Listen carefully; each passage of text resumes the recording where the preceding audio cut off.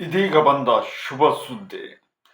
ಹಿಂದೆ ನಾವು ಮೆಡಿಟೇಷನ್ ಬಗ್ಗೆ ಹೇಳ್ತಾ ಧ್ಯಾನವನ್ನ ಮಾಡುವಂತಹ ಒಂದು ಸುಸಂದರ್ಭದಲ್ಲಿ ದರ್ಭೆಯನ್ನ ಎರಡನ್ನ ಹಾಕ್ಕೊಂಡು ಕೂತ್ಕೊಂಡ್ರೆ ಮೆಡಿಟೇಷನ್ನಿಗೆ ತುಂಬ ಅನುಕೂಲವಾಗುತ್ತೆ, ಏಕಾಗ್ರತೆ ಸಿಗುತ್ತೆ. ಜೊತೆಯಲ್ಲಿ ನಿಮ್ಮ ಎಷ್ಟೋ ಒಂದು ಸಮಸ್ಯೆ ಹೇಳ್ತಕ್ಕಂಥದ್ದು ದೂರವಾಗ್ತದೆ ಅಂತ ಹೇಳುವಂಥದ್ದನ್ನು ನಾವು ಹಿಂದೆ ಹೇಳಿದ್ವಿ.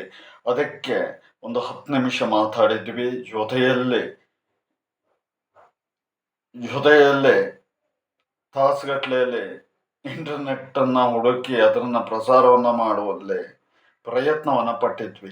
ಆ ಪ್ರಯತ್ನಕ್ಕೆ ತಕ್ಕದಾದಂತಹ ಫಲ ಎಂಬಂತಹ ರೀತಿಯಲ್ಲಿ ಆಗಿರ್ತಕ್ಕಂಥದ್ದು ತುಂಬ ಖುಷಿಯಾದಂತಹ ವಿಚಾರ.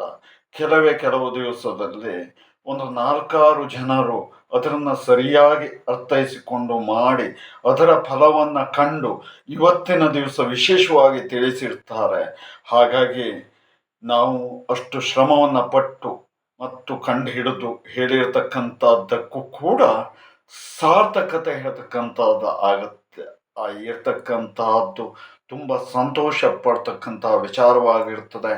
ಹಾಗಾಗಿ ಪ್ರತಿಯೊಬ್ಬರೂ ಕೂಡ ಮೆಡಿಟೇಷನ್ ಸಮಯದಲ್ಲಿ ಈ ರೀತಿಯಾದಂತಹ ಒಂದು ಸುಲಭವಾದಂತಹ ವಿಧಾನವನ್ನು ಅನುಸರಿಸಿದರೆ ಎಲ್ಲವೂ ಕೂಡ ಒಳಿತಾಗ್ತದೆ. ಜೊತೆಯಲ್ಲಿ ಅಷ್ಟೇ ಅಲ್ಲದೆ ಇಂತಹ ಒಂದು ಮುಂಬರುತ್ತದಂತಹ ಶಕ್ತಿಯನ್ನು ಪರಮಾತ್ಮ ಇಟ್ಟಿದ್ದಾನೆ. ಇದರ ಸಪ್ರಯೋಜನವನ್ನು ಪ್ರತಿಯೊಬ್ಬರೂ ಕೂಡ ಪಡ್ಕೊಂಡು ಒಳಿತನ್ನು ಕಂಡಿದ್ದೀವಿ ಅಂತಂದರೆ ನಾವು ಮಾಡ್ತಾ ಹೋಗ್ತಾ ಇರ್ತಕ್ಕಂಥದ್ದು ಅಥವಾ ಹೇಳಿರ್ತಕ್ಕಂಥದ್ದಕ್ಕೂ ಅಥವಾ ನಮ್ಮ ಸಮಯವನ್ನು ವ್ಯರ್ಥ ಮಾಡಿದ್ದಕ್ಕೂ ಕೂಡ ಸಾರ್ಥಕತೆ ಸಿಗೋದು ನಿಮಗೆ ಒಳಿತಾದಾಗ ಮಾತ್ರ.